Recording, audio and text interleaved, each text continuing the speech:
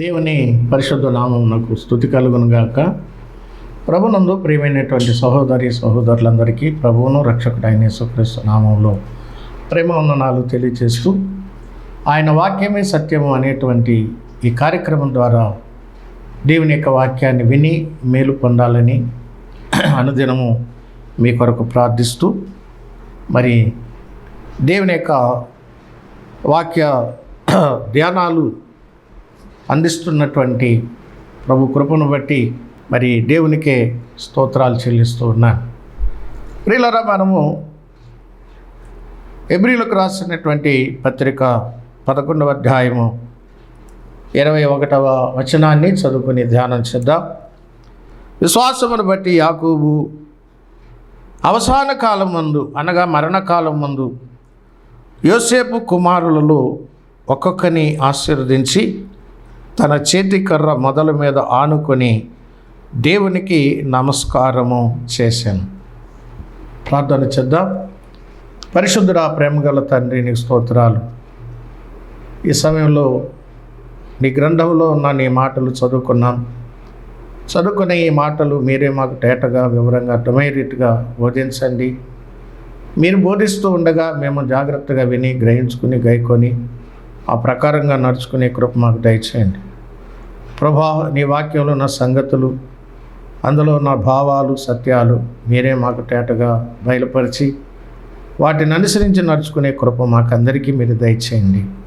మీకే మహిమ, ఘనత, ప్రభావాలు ఆరోపిస్తూ మా రక్షకుడు ప్రభువైన యేసుక్రీస్తు నామమును బట్టి ప్రార్థన చేసి వినంత వేడుకుంటున్నాం తండ్రి, ఆమేన్. ప్రభునందు ప్రియమైనటువంటి సహోదరి సహోదరులారా, మనము చదువుకున్నటువంటి వాక్య భాగంలో యాకోబు యొక్క విశ్వాసం మనం ఇక్కడ చూస్తూ ఉన్నాము. ఎందుకంటే విశ్వాసమును బట్టి యాకోబు అన్నాడు. ప్రియులారా, విశ్వాసమును బట్టి యాకోబు అవసాన కాలమందు అనగా మరణకాలమందు యాకోబు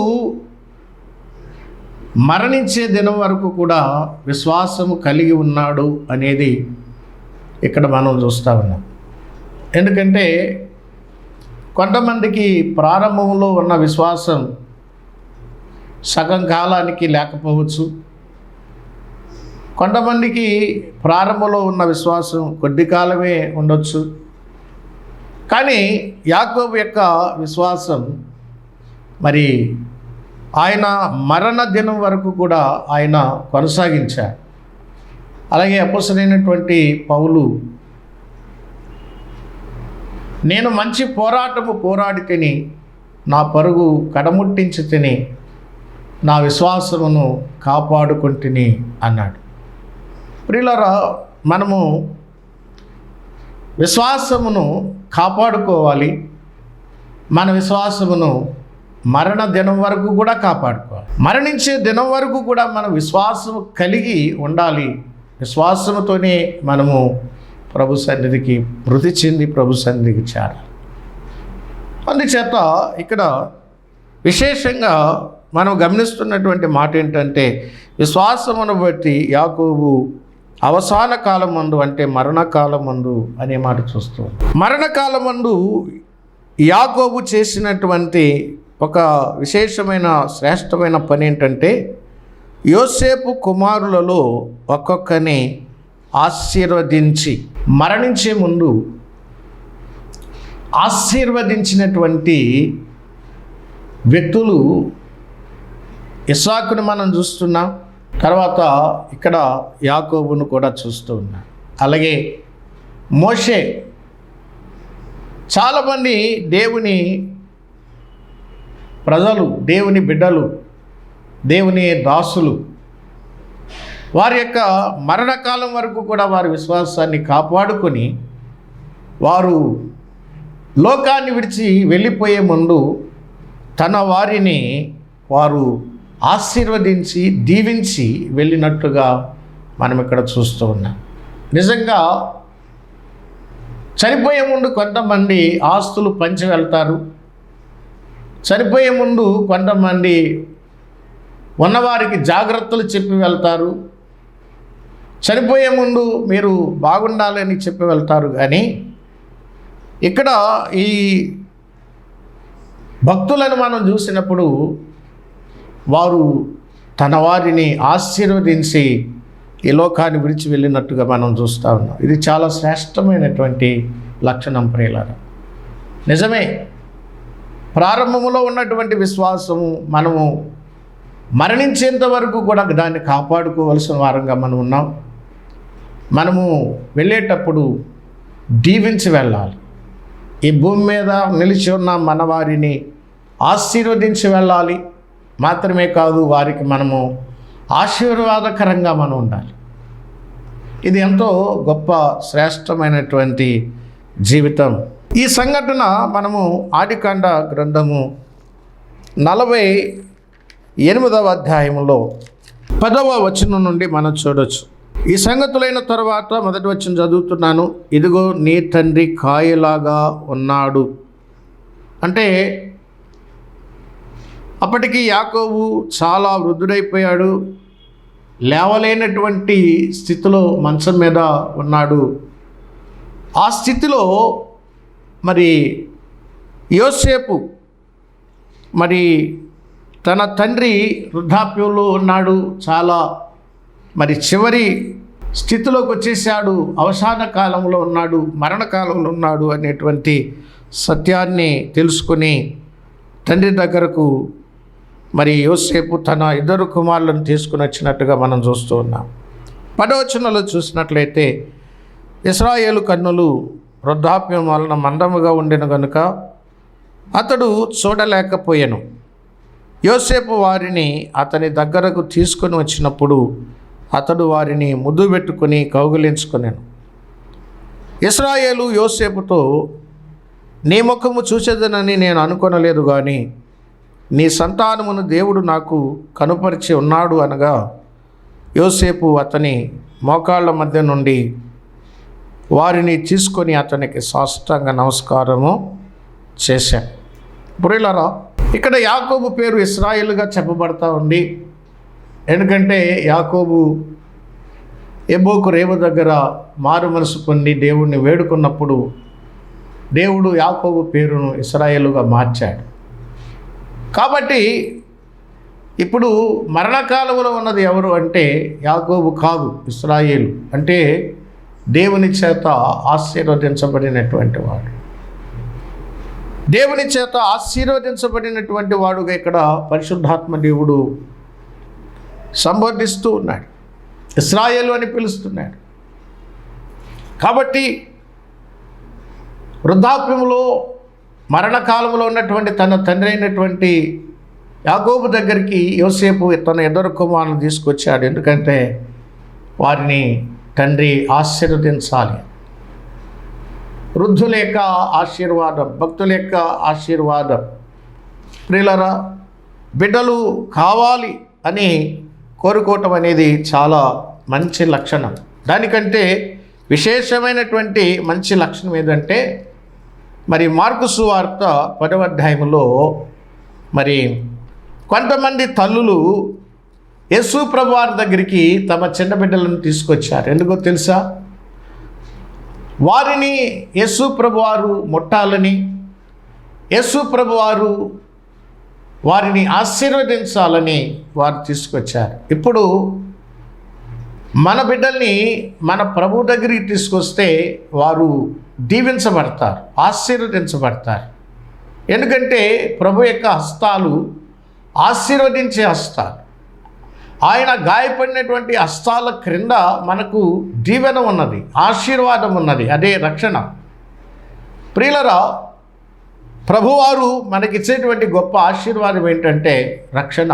మన పిల్లలు రక్షించబడాలి, అదే దేవుడు మనకిచ్చేటువంటి గొప్ప ఆశీర్వాదం. పిల్లలు రక్షించబడితే చాలు. ఆ ఉద్దేశంతో ఆ తల్లులు తమ చిన్న బిడ్డలను యేసు ప్రభు వారి దగ్గరికి, రక్షకుని దగ్గరికి వారు తీసుకొచ్చారు.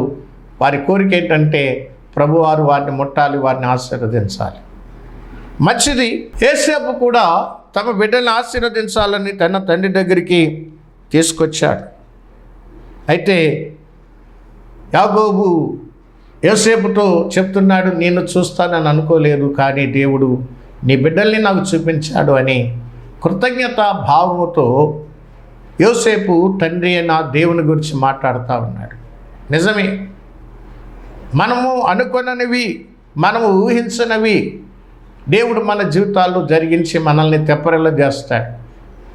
ప్రియులారా, యాకోబు నిజంగా యోసేపు చనిపోయాడని అనుకున్నాడు, అంగలార్చాడు. కానీ దేవుడు యాకోబుకు తన కుమారుని కాదు, తన కుమారుని యొక్క కుమారుని తనకు చూపించాడు అని కృతజ్ఞత భావం కలిగి ఉన్నాడు యాకోబు. ప్రియులారా, ఎప్పుడు ఈ కృతజ్ఞత భావాన్ని వెల్లడి చేస్తున్నాడు అంటే ఆయన వృద్ధాప్యంలో ఉన్నప్పుడు, మరణకాలంలో ఉన్నప్పుడు ఆయన ఈ కృతజ్ఞతను వ్యక్తం చేస్తూ ఉన్నాడు. ఇది విశ్వాసమును బట్టి చేస్తున్నటువంటి పని. తర్వాత ఇక్కడ యోసేపు యాకోబు యొక్క కుడి హస్తము దగ్గరికి పెద్దవాడిని, ఎడమ హస్తం దగ్గరికి చిన్నవాడిని తీసుకొచ్చి నిలబెట్టాడు. అయితే 14వ వచనంలో చూసినట్లయితే, మనష్షే పెద్దవాడైనందున ఇశ్రాయేలు తన చేతులను యుక్తిగా చాపి చిన్నవాడైన ఎఫ్రాయిము తల మీద తన కుడి చేతిని, మనష్షే తల మీద తన ఎడమ చేతిని ఉంచెను. ప్రియులారా, అతడు యోసేపును దీవించి ముందు, ప్రియులారా, మొట్టమొదట తన కుమారుడైనటువంటి యోసేపును దీవించి ఈ మాటలు చెప్తున్నాడు. చేతులైతే యుక్తిగా చాపాడు, అంటే చేతులు ఇలా పెట్టాడు అన్నమాట. కుడి చేయిని చిన్న కుమారుడి మీద పెట్టాడు, ఎడమ చేయిని పెద్ద కుమారుడి మీద పెట్టాడు. దీవించి ఆయన మాట్లాడుతున్నటువంటి మాటలు చూడండి. నా పితరులైన అబ్రహాము, ఇస్సాకులు ఎవని ఎదుట నడుచుచుండిరో ఆ దేవుడు నేను పుట్టినది మొదలుకొని నేటి వరకును ఎవడు నన్ను పోషించేనో ఆ దేవుడు. యాకోబు దేవుణ్ణి ఏ విధంగా సంబోధిస్తున్నాడు అంటే, నా పితరులు ఏ దేవుని ఎదుట నడుచుకున్నారు, ఏ దేవుడు నేను పుట్టినది మొదలుకొని నేటి వరకు నన్ను ఏ దేవుడైతే పోషించాడో ఆ దేవుడు. ప్రియులారా, గమనించండి, నేను పుట్టినది మొదలుకొని ఇగో ఈ చివరి దినాల వరకు దేవుడు నన్ను పోషించాడు. ఎంత కృతజ్ఞత ప్రియులారా! పుట్టినది మొదలుకొని ఈరోజు ఈ క్షణం వరకు నా దేవుడు నన్ను పోషించాడు అని యాకోబు మొట్టమొదటిగా ఈ మాట చెప్తున్నాడు. మాత్రమే కాదు, సమస్తమైన కీడులలో నుండి నన్ను తప్పించిన దూత ఈ పిల్లలను ఆశీర్వదించునుగాక అన్నాడు. సమస్త కీడుల నుండి తప్పించిన దూత. ప్రియులారా, యాకోబు జీవితంలో ఎంతో కీడును అనుభవించాడు. లాబాను ఇంటి దగ్గర 20 సంవత్సరాలు ఎంతో కీడు అనుభవించాడు. తర్వాత తన కుమారుడైన యోసేపు నిమిత్తం ఎంతో దుఃఖాన్ని అనుభవించాడు. ఎన్నో కీడులు, ఎన్నో కష్టాలు, ఎన్నో బాధలు యాకోబు తన జీవితంలో అనుభవిస్తూ వచ్చాడు. అయితే వాటన్నిటి నుండి దేవుడు నన్ను తప్పించాడు. ఇక్కడ దూత అని చెప్తున్నాడు. ఆ దూత మన ప్రభు అయిన యేసుక్రీస్తు. యేసుక్రీస్తు వారు కూడా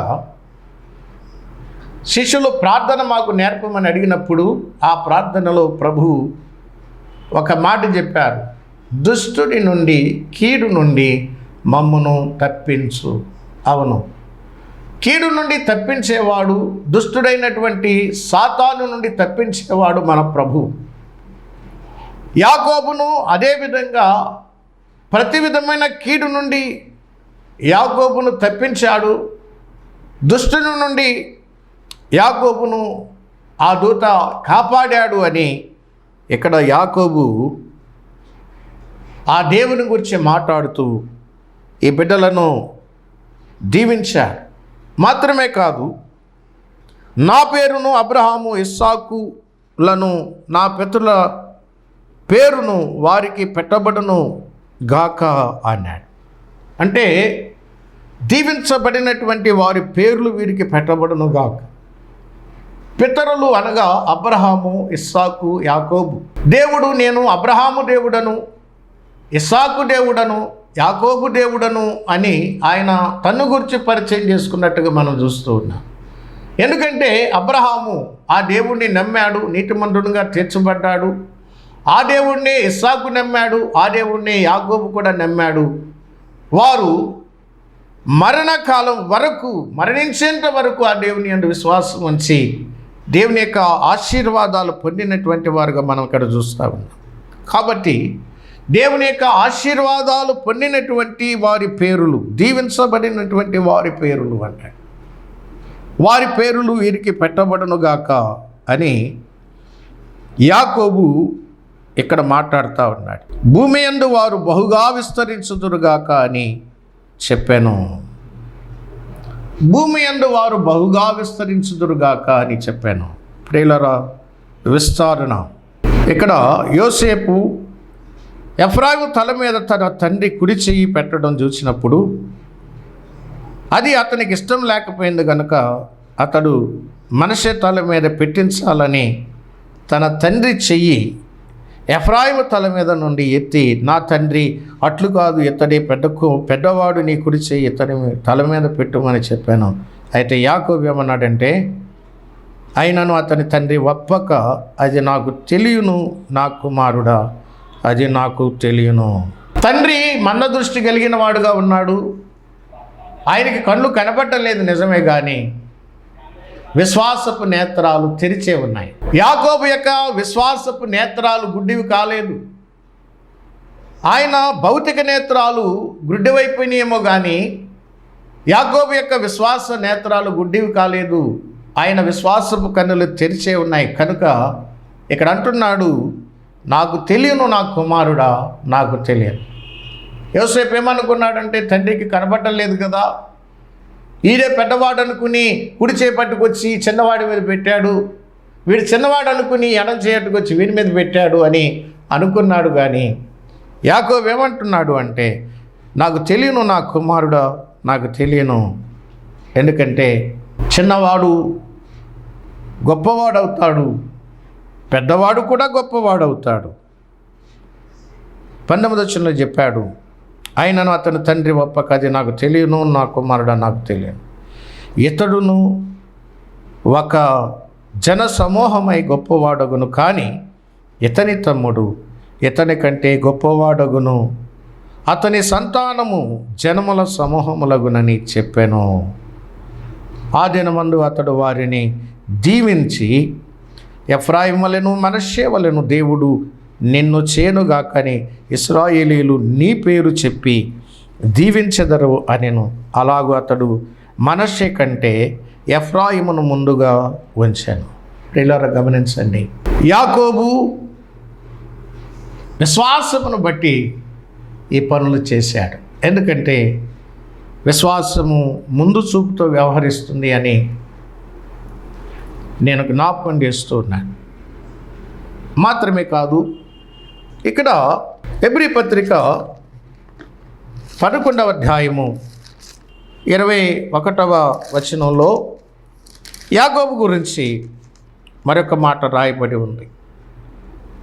విశ్వాసమును బట్టి యాకోబు అవసాన కాలం ముందు యోసేపు కుమారులలో ఒక్కొక్కరిని ఆశీర్వదించి, చూడండి, తన చేతి కర్ర మొదల మీద ఆనుకొని దేవునికి నమస్కారము చేశాడు. ప్రియులారా, తన చేతి కర్ర మొదల మీద ఆనుకొనినటువంటి యాకోబు, దేవుని మీద ఆనుకున్న యాకోబు, బలము తెచ్చుకున్నటువంటి యాకోబు 48వ అధ్యాయము ఆదికాండం 1-2 వచనాల్లో చూస్తున్నాం. ఈ సంగతులైన తర్వాత, ఇదిగో నీ తండ్రి కాయలాగా ఉన్నాడని ఒకడు యోసేపుతో చెప్పాను. అప్పుడు అతడు మనష్షే, ఎఫ్రాయిములు అను తన 2 కుమారులను వెంటబెట్టుకొని పోగా, ఇదిగో నీ కుమారుడైన యోసేపు నీ యొద్దకు వచ్చుచున్నాడని యాకోబునకు తెలుపబడెను. అంతటా ఇశ్రాయేలు బలము తెచ్చుకొని తన మంచం మీద కూర్చుండెను. ప్రియులారా, బలము తెచ్చుకొని తన మంచం మీద కూర్చుండేను అనే మాట చూస్తుంది. కాయలాగా పడిపోయి ఉన్నటువంటి యాకోబు కుమారుడు తన దగ్గరకు వస్తున్నాడు అనే మాట వినగానే యాకోబుకు బలం వచ్చింది. లేవలేనటువంటి పరిస్థితిలో ఉన్నటువంటి యాకోబు లేచి కూర్చున్నాడు. ఇది ఎట్లా జరిగింది? విశ్వాసమును బట్టి. విశ్వాసము లేవలేని వాణ్ణి లేపుతుంది. విశ్వాసము బలహీనుణ్ణి బలపరుస్తుంది. ప్రియులారా గమనించండి, విశ్వాసములో ఉన్న గొప్పతనం, విశ్వాసంలో ఉన్నటువంటి శ్రేష్టత బలహీనంగా మరణ పడక మీద ఉన్నటువంటి యాకోబును బలపరిచి లేవనెత్తి కూర్చుండబెట్టింది విశ్వాసం. మాత్రమే కాదు, విశ్వాసం అనేది దేవుడు చేసినటువంటి మేలులను తలుస్తుంది. చివరి దినము వరకు దేవుడు చేసినటువంటి మేలులను తలపోస్తుంది విశ్వాసం. అందుకనే దావీదు 103వ కీర్తనలో చెప్పాడు, నా ప్రాణమా యెహోవాను సన్నుతించుము, నా అంతరంగంలో ఉన్న సమస్తమా ఆయన పరిశుద్ధ నామమును సన్నుతించుము. నా ప్రాణమా యెహోవాను సన్నుతించుము, ఆయన చేసిన ఉపకారములలో దేనిని మరువకు. ప్రియులారా, యాకోబు తన జీవితంలో అవసాన కాలమందు, చివరి కాలమందు, మరణకాలమందు దేవుడు చేసినటువంటి మేళ్లను ఆయన తలపోస్తూ ఉన్నాడు, జ్ఞాపకం చేసుకుంటూ ఉన్నాడు, దేవుణ్ణి ఆరాధిస్తూ ఉన్నాడు, దేవుణ్ణి పూజిస్తూ ఉన్నాడు, దేవుణ్ణి గొప్ప చేస్తూ ఉన్నాడు. తన కుమారుని ఎదుట, తన కుమారుల ఎదుట ఆ స్తుతిని, ఆ ఆరాధనను దేవునికి చెల్లిస్తూ ఉన్నాడు. దేవుడు చేసినటువంటి మేళ్లను తన కుమారునికి, తన యొక్క మనవులకు జ్ఞాపకం చేస్తూ ఉన్నాడు. ఇదంతా గొప్ప ఆశీర్వాదకరమైనటువంటి పరిస్థితి. ప్రియులారా, యాకోబు తన జీవితంలో దేవుడు చేసినటువంటి మేళ్లను తలపోసేటట్లు చేసింది ఏది అంటే యాకోబు కలిగి ఉన్న విశ్వాసం. విశ్వాసం అనేది ఇతరులను దీవిస్తూ ఉంది. యాకోబు పలికినటువంటి ఈ మాటలలో దీవెన అనే మాట చూస్తున్నాం, ఆశీర్వాదం అనేటువంటి మాట చూస్తున్నాం. ప్రియులారా, దీవించాడు. ఈ 48వ వచనంలో చూసినట్లయితే గమనించండి ప్రియులారా, ఆదికాండ గ్రంథం 48వ అధ్యాయము, పిల్లలను దీవించి, ఇక్కడ 15వ వచనంలో అతడు యోసేపును దీవించి అన్నాడు. తర్వాత గమనించండి 16వ వచనంలో ఆశీర్వదించునుగాక అన్నాడు. ప్రియులారా గమనించండి, ఇదే అధ్యాయము మనము చూస్తున్నప్పుడు 20వ వచనంలో చివర్లు అన్నాడు, నీ పేరు చెప్పి దీవించెదరు అన్నాడు. ప్రియులారా 4 సార్లు దీవెన, దీవించెను, దీవించుదురుగాక అనే మాటలు మనం ఇక్కడ చూస్తూ. ఎందుకంటే విశ్వాసం అనేది ఇతరులను దీవిస్తుంది. మిమ్మలను శపించే వారిని, దూషించే వారిని, ద్వేషించే వారిని దీవించండి అని రోమాపత్రిక 12వ అధ్యాయంలో ప్రభు పౌలు ద్వారా సెలవిచ్చాడు. పేతురు పత్రిక 3వ అధ్యాయంలో పేతురు ద్వారా కూడా సెలవిచ్చాడు. 3వ అధ్యాయం 9వ వచనంలో ఆశీర్వాదమునకు వారసులగుటకు మీరు పిలువబడుతారు కనుక కీడుకు ప్రతి కీడైనను దోషణకు ప్రతి దోషణైనది చేయక దీవించండి. ప్రియులారా, విశ్వాసం అనేది దీవిస్తుంది. యాకోబు విశ్వాసమును బట్టి తన కుమారుని యొక్క కుమారులను దీవించాడు. విశ్వాసము దీవిస్తుంది. ప్రియులారా, విశ్వాసం అనేది ముందు చూపుట వ్యవహరిస్తుందని చెప్పాను. విశ్వాసము దేవుని యొక్క ఏర్పాటును తెలుసుకొని వారిని ఆశీర్వదిస్తుంది. ఎందుకంటే దేవుడు యోసేపు కుమారులలో చిన్నవాణిని దేవుడు ఆశీర్వదించాలని ఆయన కోరుకున్నాడు కనుక యాకోబు తన చేతులను యుక్తిగా మార్చి పెద్దవాని మీద ఎడమ చేతిని, చిన్నవాని మీద కుడి చేతిని ఉంచినట్టుగా మనము ఇక్కడ గమనిస్తూ ఉన్నాం. మాత్రమే కాదు, విశ్వాసము చూడండి, హెబ్రీ పత్రిక 11వ అధ్యాయం 21వ వచనంలో విశ్వాసమును బట్టి యాకోబు అవసాన కాలమందు యోసేపు కుమారులలో ఒక్కొక్కని ఆశీర్వదించి తన చేతి కర్ర మొదల మీద ఆనుకొని దేవునికి నమస్కారము చేశాను. దేవునికి నమస్కారము చేశాను. ప్రియులారా, ముందుగా నేను నిన్ను జ్ఞాపకం చేశాను. విశ్వాసము దేవుణ్ణి ఆరాధిస్తుంది, విశ్వాసము దేవుణ్ణి పూజిస్తుంది, విశ్వాసము దేవుణ్ణి ఘనపరుస్తుంది, విశ్వాసము దేవుణ్ణి హెచ్చిస్తుంది. విశ్వాసము దేవునికి కృతజ్ఞతలు తెలియచేస్తుంది. విశ్వాసము దేవుడు తన జీవితంలో చేసినటువంటి మేళ్లను మరిచిపోకుండా జ్ఞాపకం చేసుకుని దేవుణ్ణి ఆరాధన చేస్తుంది.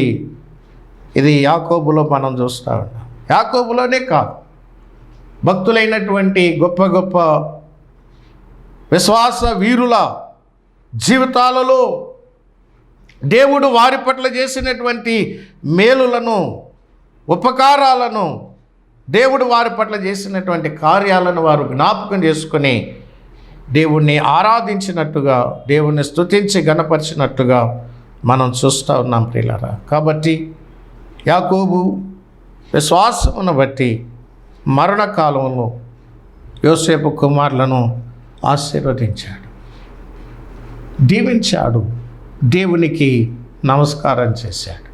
ఎందుకంటే మరణకాలంలో తాను భూమి మీద జీవించిన జీవితకాలం అంతట్లో చివరి దినం వరకు కూడా దేవుడు తన్ను కాపాడాడు అని, తన బిడ్డనే కాకుండా తన బిడ్డకిచ్చిన ఇద్దరు బిడ్డల్ని తన ఎద్దకు తీసుకుని వచ్చాడు అని, లేడు అనుకున్నటువంటి తన కుమారుడు తన ముందు కనబడగా తెప్పరిల్లినటువంటి ఇస్సాకు జీవితంలో చివరి ఆ క్షణం వరకు దేవుడు చేసినటువంటి మహోపకారాలను తలుస్తూ దేవునికి కృతజ్ఞతలు చెల్లిస్తూ నమస్కరించి తన యొక్క జీవితాన్ని ముగించినట్టుగా మనం ఇక్కడ చూస్తూ ఉన్నాం. ప్రియులారా, విశ్వాసం అనేది ఎలా నడిపిస్తుందో చూడండి. అటువంటి విశ్వాసం మనము కలిగి దేవుని కొరకు జీవించుదముగాక. ప్రార్థన చేసుకుందాం. పరిశుద్ధుడా, ప్రేమగల తండ్రి, నీకు స్తోత్రాలు. ఈ వాక్యం ద్వారా మాతో మాట్లాడినందుకు స్తోత్రాలు. విన్న వాక్యాన్ని, ఆ సంగతులను మా హృదయంలో భద్రంగా దాచుకొని వాటిని నెమరు వేసుకుంటూ ఆ ప్రకారంగా జీవించే భాగ్యం మాకందరికీ దయచేయమని మా రక్షకుడు ప్రభువైన యేసుక్రీస్తు నామమున స్తోత్రాలు చెల్లించి ప్రార్థించి వేడుకుంటున్నాము తండ్రి. ఆమేన్.